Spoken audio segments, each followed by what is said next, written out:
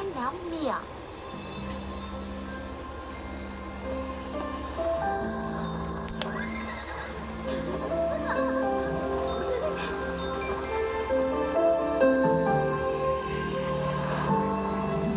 একটা বই জাদু পাঠালো বহুদূর, আমি উড়ে বেড়াই সেন্টোপিয়ার আকাশে।